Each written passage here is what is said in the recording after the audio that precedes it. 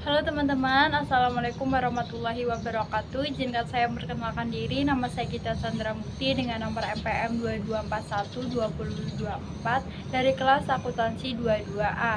Di sini saya mengambil mata kuliah akuntansi keuangan lanjutan. Dalam video kali ini saya akan membahas materi mengenai konsolidasi pada anak perusahaan yang dimiliki penuh. Konsolidasi pada anak perusahaan yang dimiliki penuh merupakan proses mengkombinasikan laporan keuangan dari perusahaan induk dan anak-anak perusahaan yang dimiliki penuh paraf. Dalam konsolidasi tersebut, saldo akun dari perusahaan-perusahaan terpisah akan diambil dari pembukuan terpisah induk perusahaan dan anak perusahaan.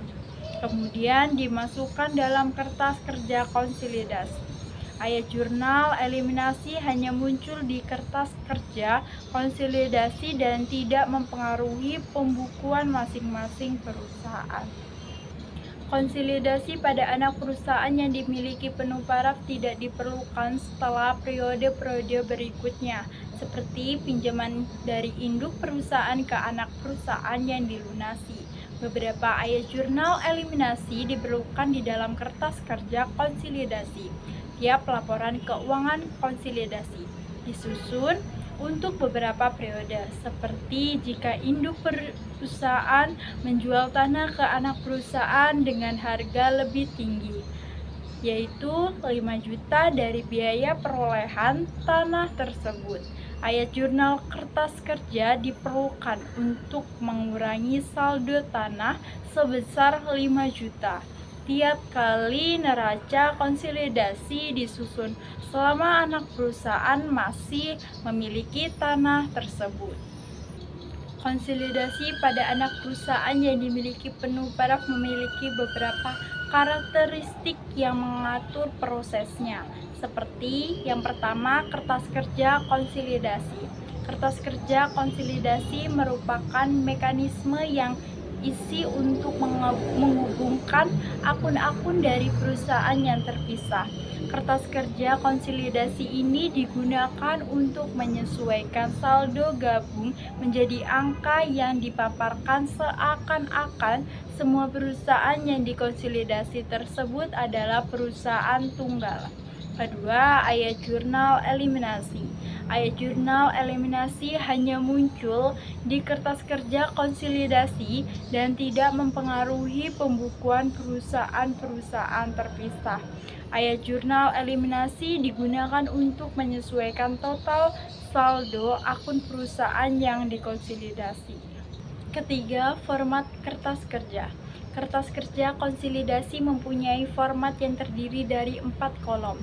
Nama akun, data kerja percobaan, ayat jurnal eliminasi, dan konsolidasi.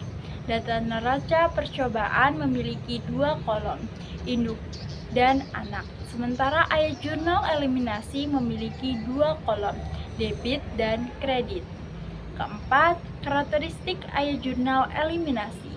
Ayat jurnal eliminasi digunakan dalam kertas kerja konsolidasi untuk menyesuaikan total saldo akun dari perusahaan-perusahaan yang dikonsolidasi yang terpisah untuk mencerminkan angka yang akan muncul jika semua perusahaan yang secara legal dikonsolidasi tersebut adalah perusahaan tunggal. Kelima, prosedur konsolidasi. Prosedur konsolidasi menggunakan metode ekuitas dibahas dilampirkan 5A.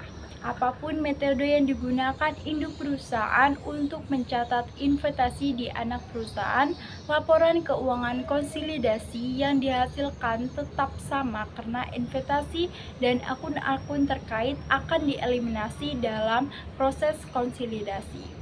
Keenam, laporan keuangan konsolidasi. Laporan keuangan konsolidasi disusun setelah semua penyesuaian dan eliminasi dari saldo yang terdapat dalam kertas kerja konsolidasi format kerja. Konsolidasi mempunyai 4 kolom, nama akun, data neraca percobaan, ayat jurnal eliminasi, dan konsolidasi. Ketujuh, konsep alokasi dasar. Konsep alokasi dasar merupakan prinsip yang mengatur bagaimana nilai-nilai yang tertera dalam laporan keuangan konsolidasi harus dikelompokkan dan dikeluarkan. Baik, itu tadi penjelasan saya mengenai materi tersebut.